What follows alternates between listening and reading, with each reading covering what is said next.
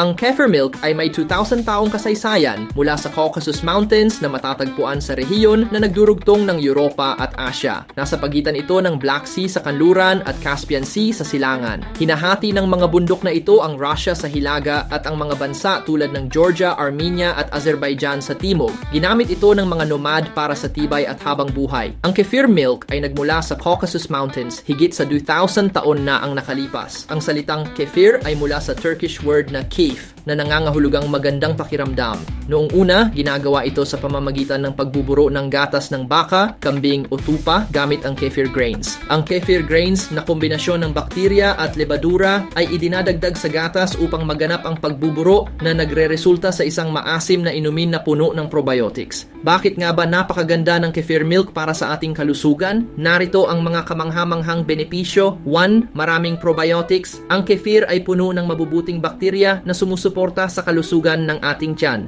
2. Pampalakas ng immune system. Tumutulong ito sa pagpapalakas ng immune system. 3. Madaling matunaw. Mas madaling matunaw para sa mga may lactose intolerance. 4. Mayamang sa nutrisyon. Mataas ito sa vitamina B12, K2, calcium, magnesium at protina.